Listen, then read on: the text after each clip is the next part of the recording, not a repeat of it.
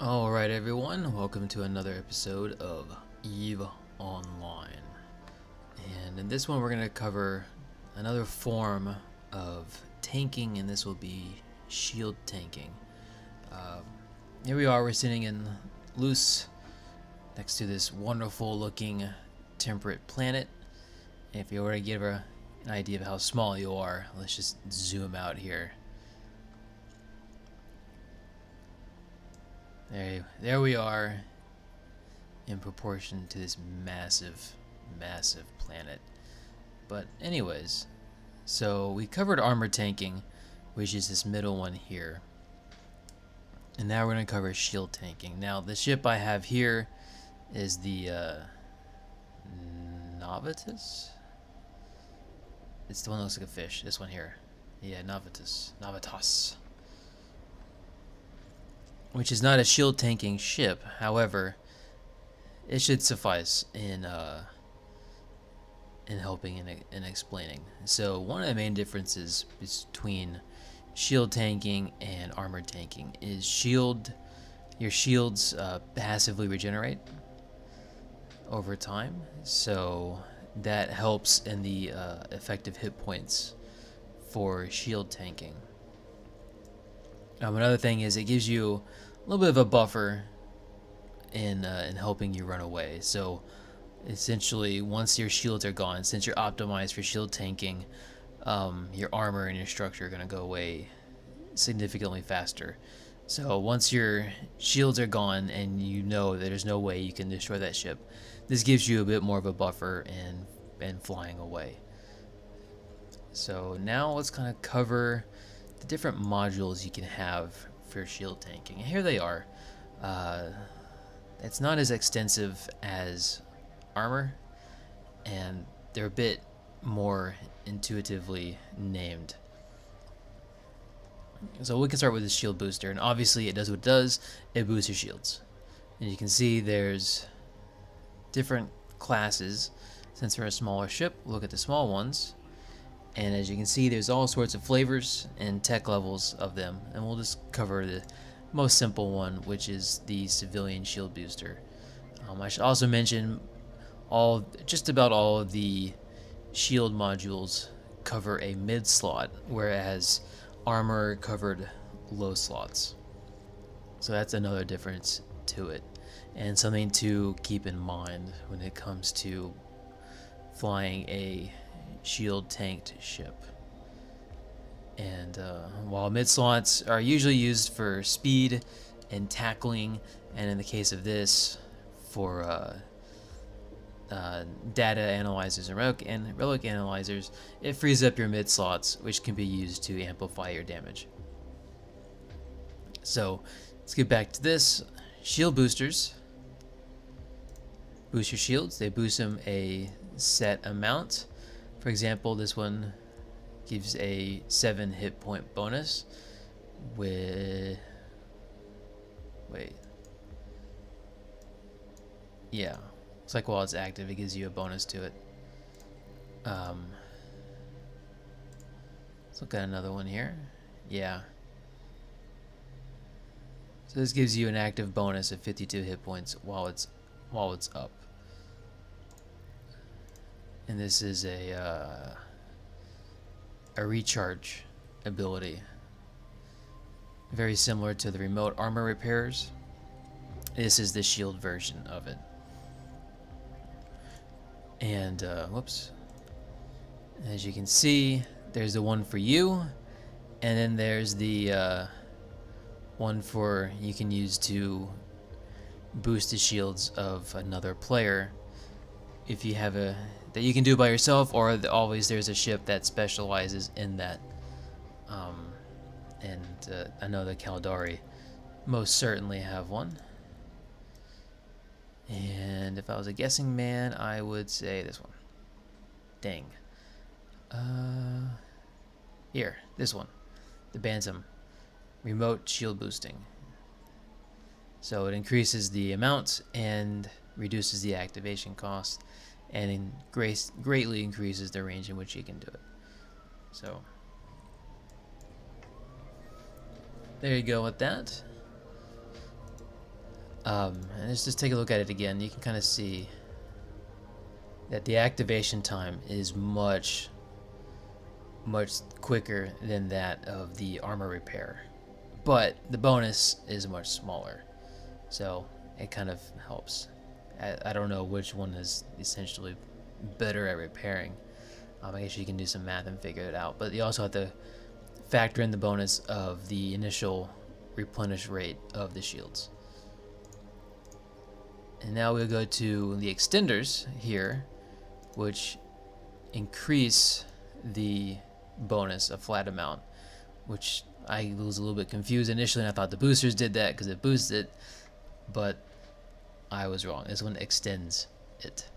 So you see here, it extends, this basic one extends it by 400, which if you look here, that'd be a lot, but the fall off to that is it increases your signature radius. So it makes you a bit bigger, and this is analogous to the armor plates that make you slower, and really you don't want both of those on there because then you're just big and slow and you're just easier to shoot down. So pick a side and go with it. And as you can see, again, there's different ones for each class of ship, and obviously they increase proportionately. So this one increases it by 1900 for a large ship. Hardeners act as their armor counterparts, that they are active here, you can see, and they reduce the resistances. It will increase resistances by a flat percentage. And then they also have the adaptive ones as well here, and this gives a flat bonus to all of these. Shield resistance amplifiers are more passive, so they don't have an activation cost and just give a flat bonus to that.